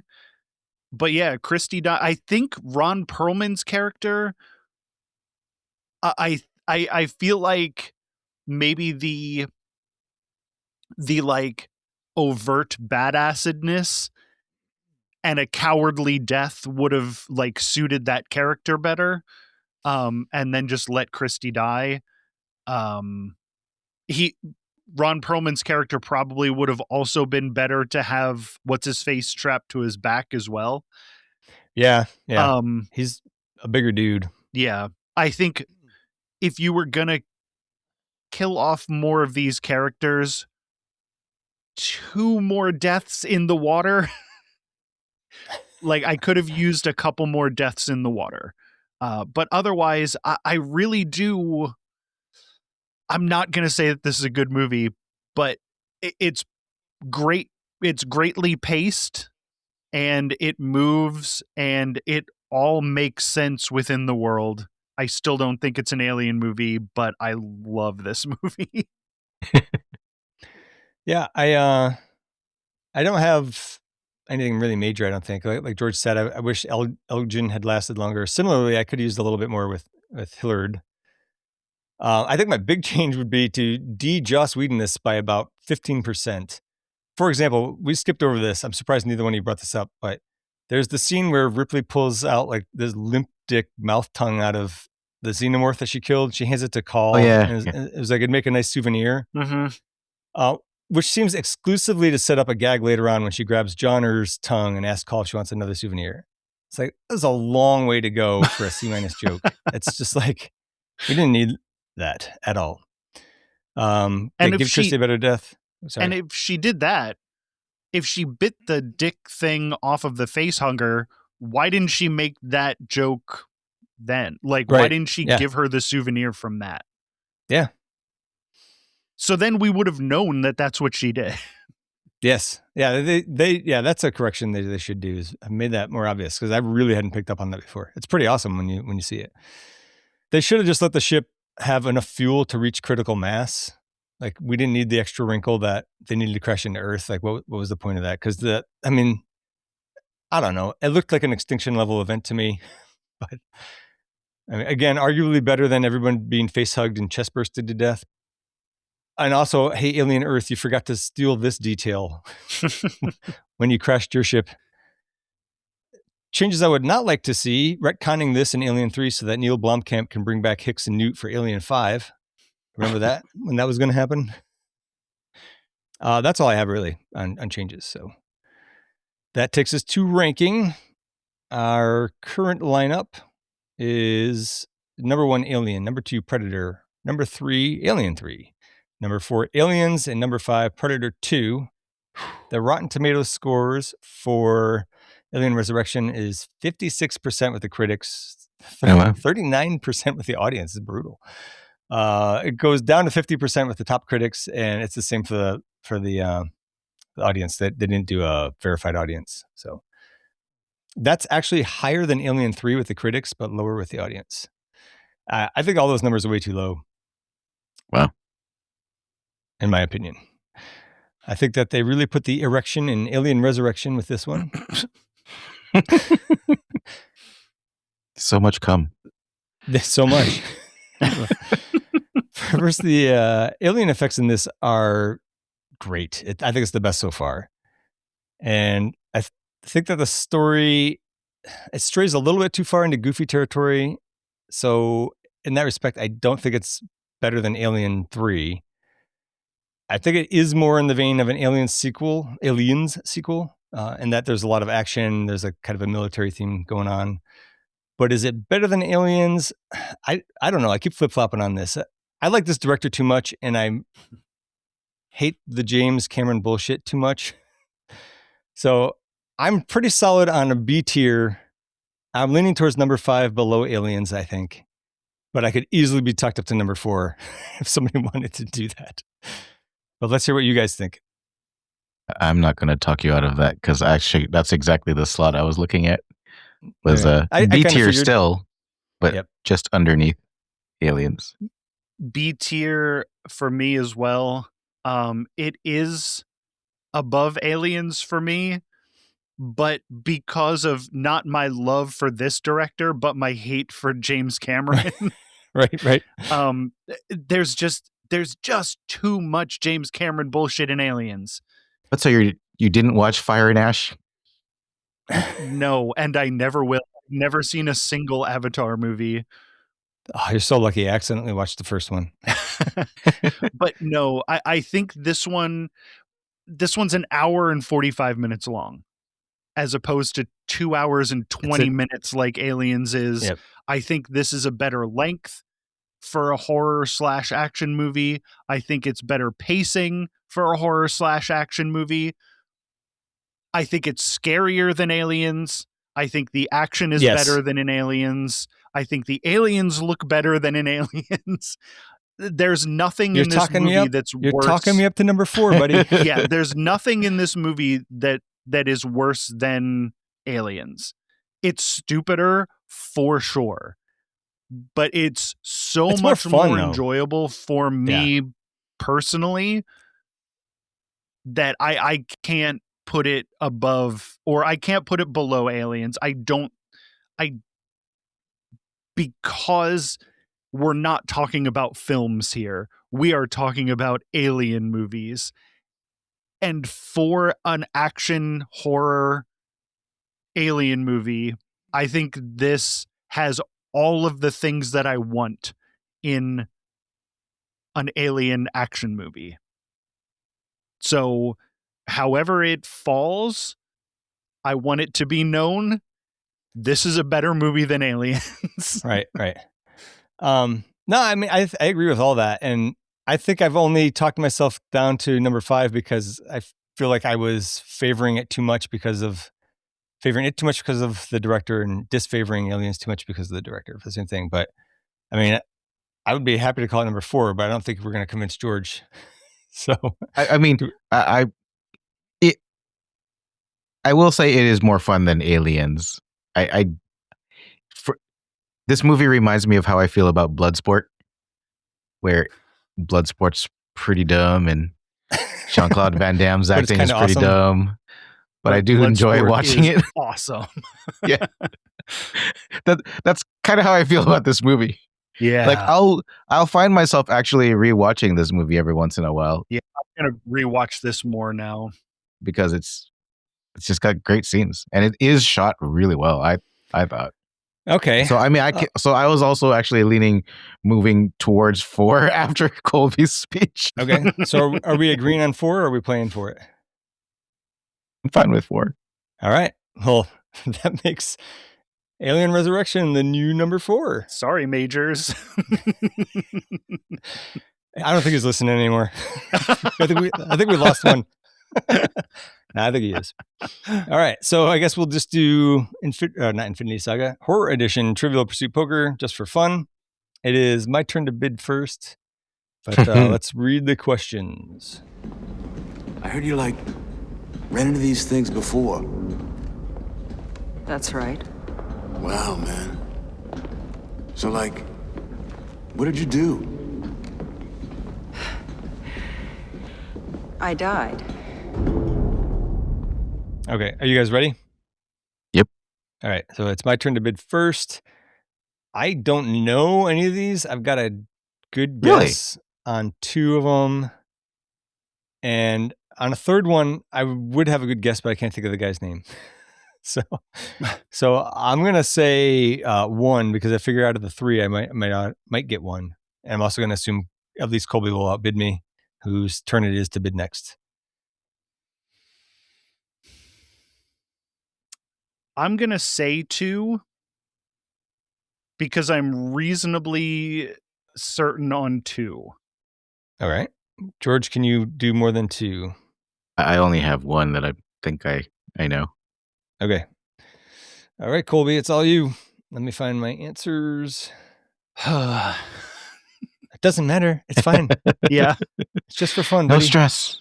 I know, but I'm so bad at the game that we play on the Discord.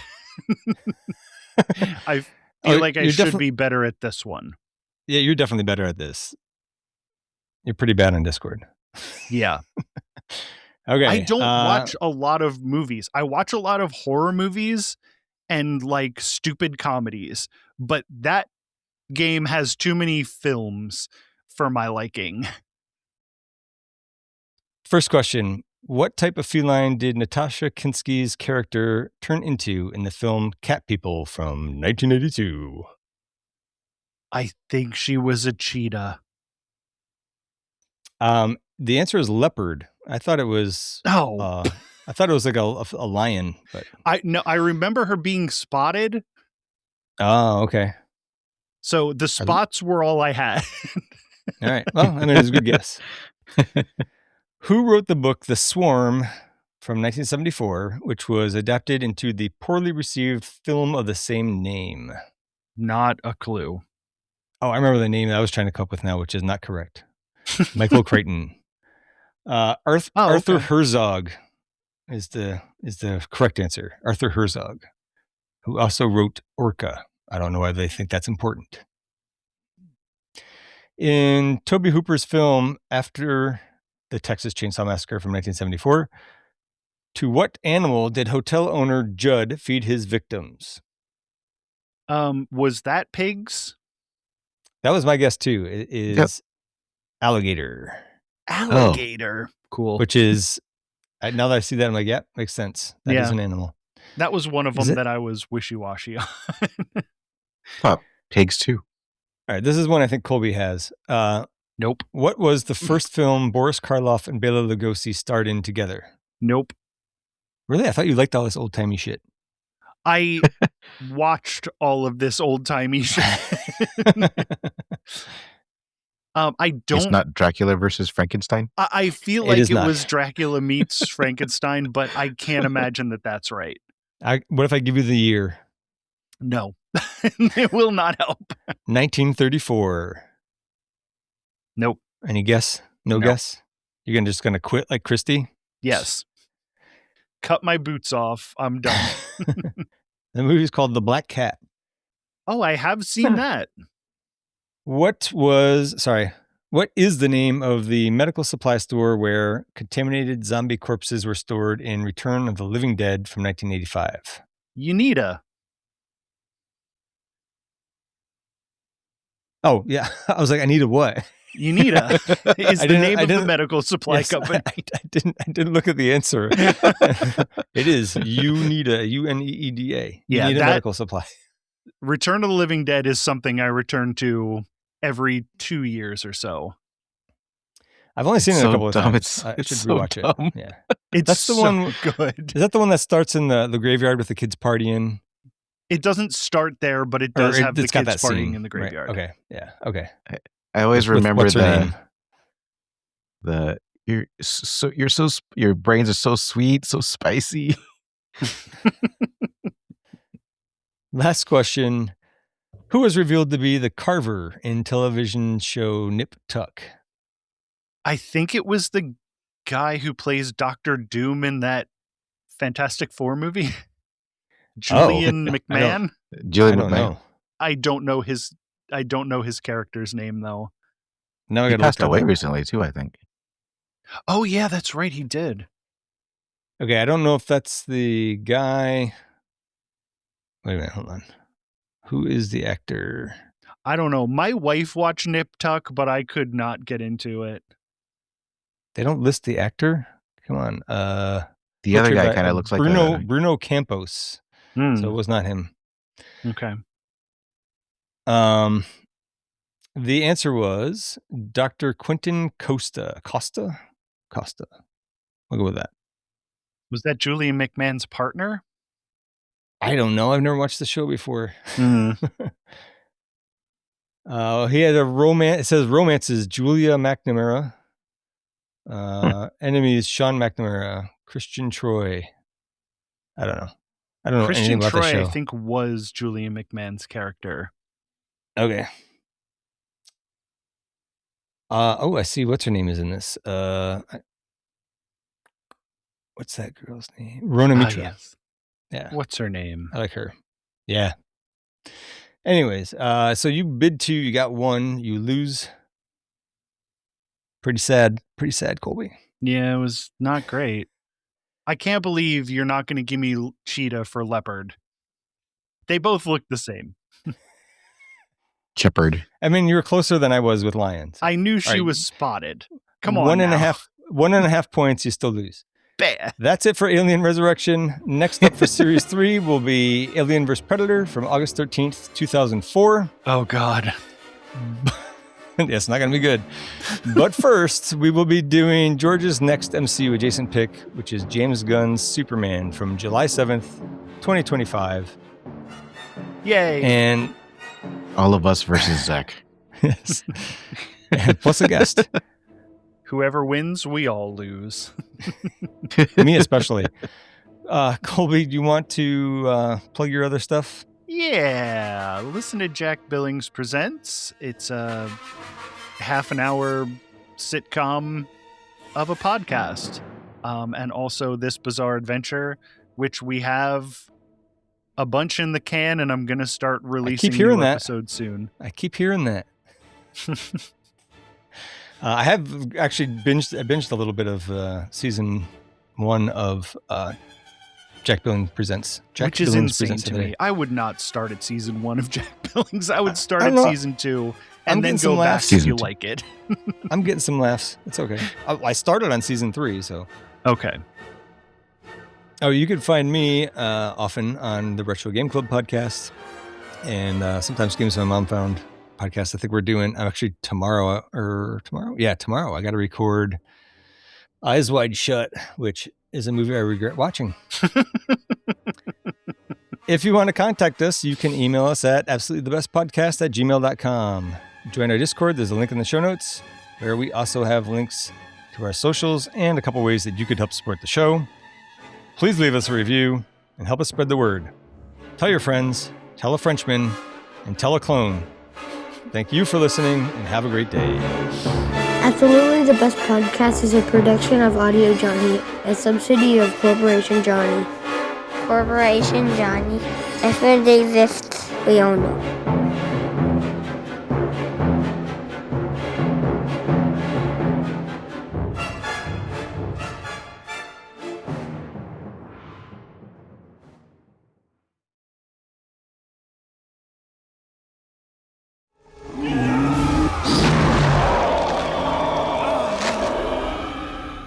Alrighty, now it's the fun part. Oh, Alien Earth, episode 6. I can't only 2 more to believe go. I'm going to have to watch Alien versus Predator and then an episode of Alien Earth. And then you're going to have to talk about them back to back, too. It's going to be probably the worst couple of days of your life. Yeah, it's not going to be good. Good thing I'll be on my new meds by then. Can you send me some? I only half paid attention the first time I watched this, and I only half paid attention the second time I watched it, because I just, after trying to focus on the episode 5 one and still just being completely disappointed, I was like, I can't give this 100% anymore. I revealed one of my coping mechanisms earlier in the episode, which was pretending that Wendy was Amelie. I got to try that. But the other one was having Palatro open on my phone and playing it. Nice. Yes. I was just doing work. I was doing spreadsheets for work. Basically given up on the show, and I'm only doing this because of my OCD. I need to finish. We are close. I thought it was a bad omen that it was called The Fly, because this episode, the title is The Fly. That's also the name of the only bad episode of Breaking Bad, in my opinion. People love that one. I don't know why. I hated that episode. It's terrible. There was, let's see, I got a little uppity about the alien's head looking different, but I think it's just kind of it's not fully grown yet. So, because when the chest burster comes out, right, it doesn't have the separate piece of its head, right, sticking way out. Yeah. And then Wendy's talking to one that's kind of small, and it still kind of has the head going into its body. So I think it's just not fully grown yet, but I don't know. I don't know why I'm trying to make excuses for this show. Hello, Mr. Alien. Can you do a backflip for me? Yeah. We already talked about how dumb it is that you can communicate with the xenomorph. Oh, yeah, that one scientist, he doesn't, they wanted to wipe out the memory of the one of the hybrid, redhead. and he was opposed to that. It's like, okay, he's definitely dead. Yeah. If you have morals, you're going to die. There's an entire discussion where Joe, the brother, is basically alluding to the fact that the xenomorphs don't think, inferring that they can't be trained. And then Wendy says that they're like bees or like ants. I'm 100% on board with that. That makes sense. But then this dumb show goes and makes them into these intelligent creatures, and it just sucks the scary out of them. I really hate that they're doing this. It turns them into dogs. Yes. Wait till you see them in the daylight. Oh, it's so bad. It's coming. It's really bad. But you have to talk to them like this. Yes. If you talk nicely to them. Maybe that's the problem all along. People have just been scared and running away, and that's how they react. Hey, Mr. Like a dog. Xenomorph. Like a dog. Can you cut my bangs a little bit shorter? There was a song in the middle of this called Tessellate by Alt J, which I was like, this is kind of a good song. Then there was one lyric.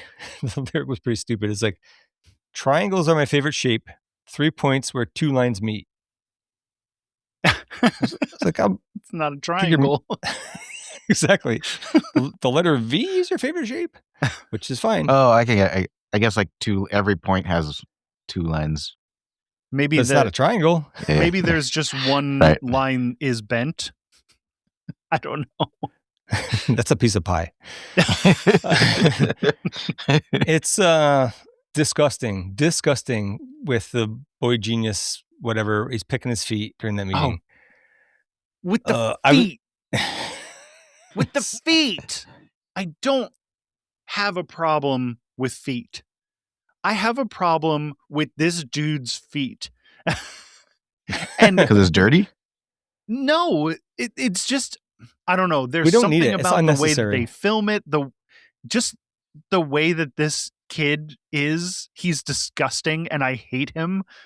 So I think that's making me hate his feet. Yeah. It is Ugh. part of him. Ugh. I'm going to steal your joke here, Colby. I caught the name of the ship this time, the Maginot, more like the Maginot.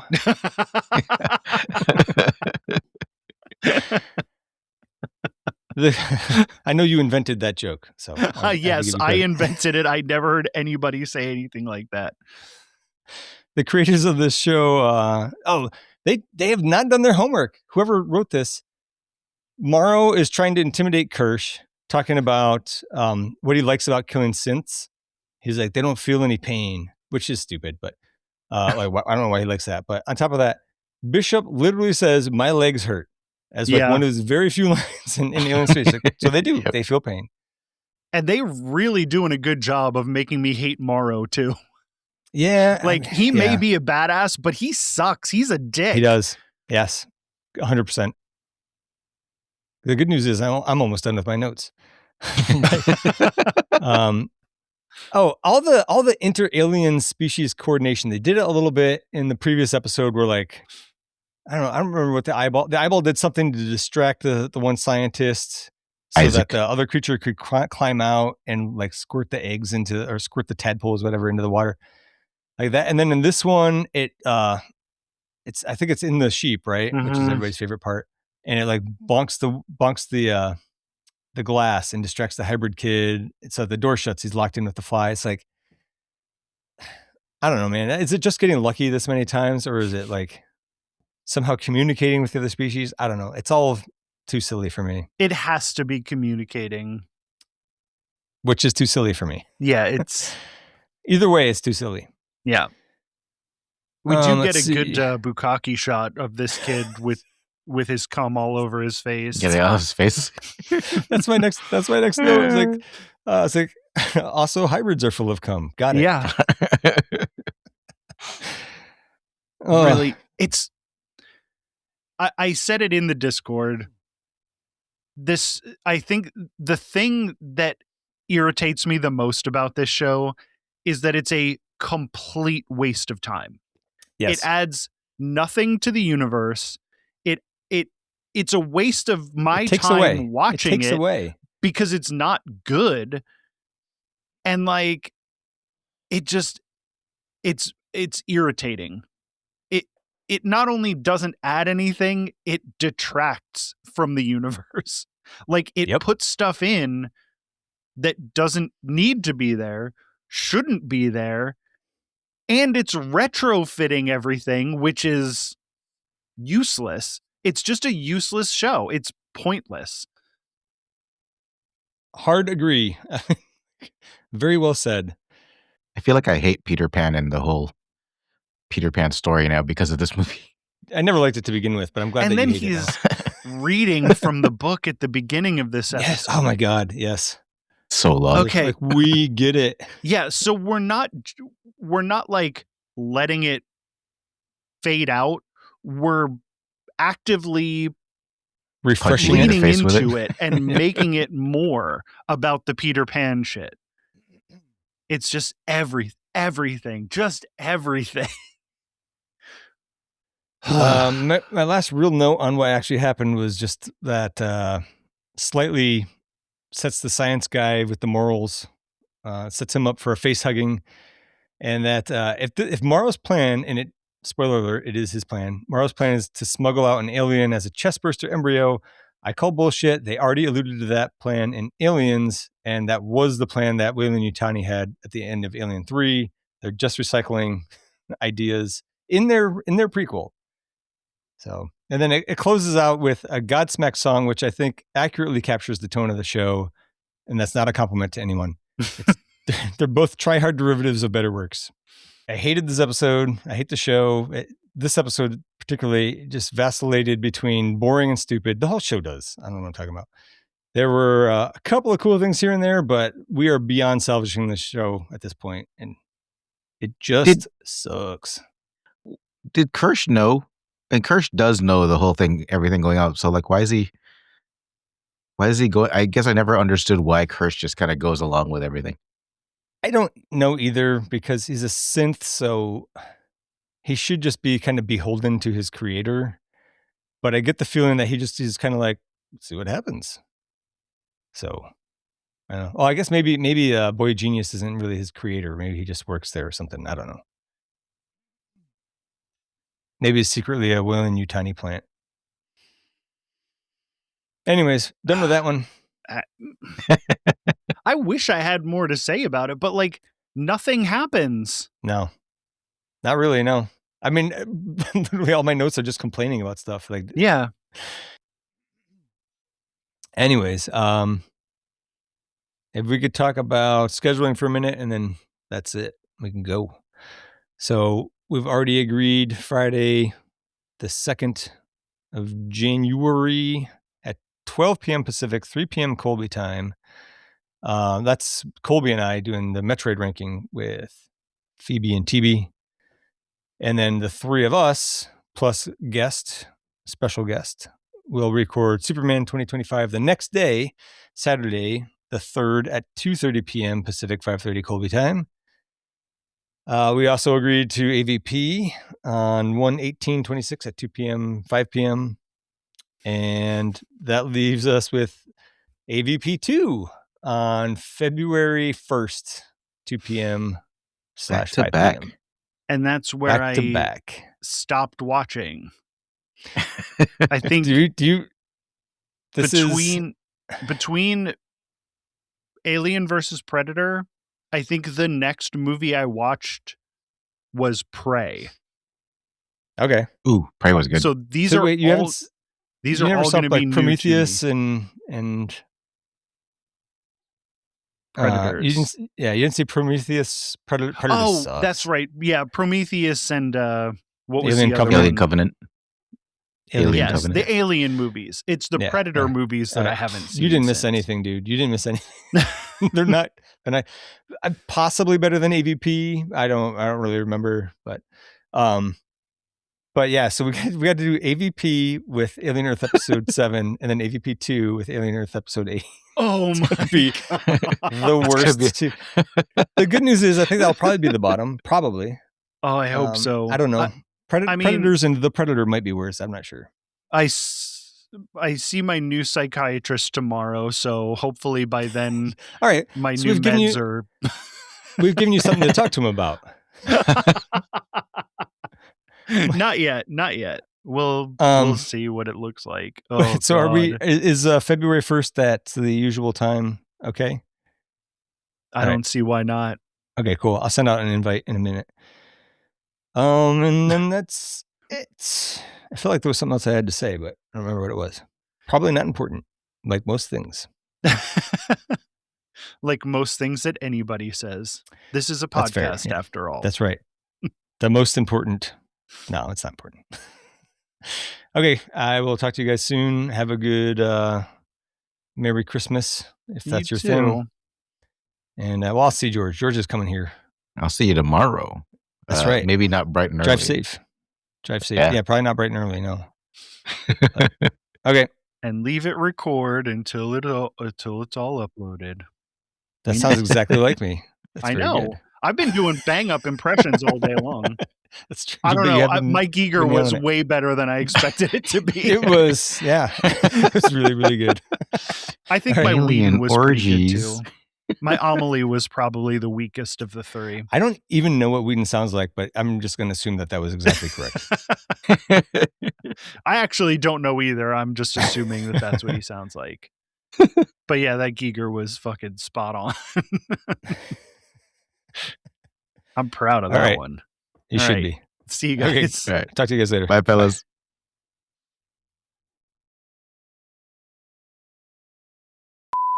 I don't watch a lot of movies. I watch a lot of horror movies and like stupid comedies, but that game has too many films for my liking.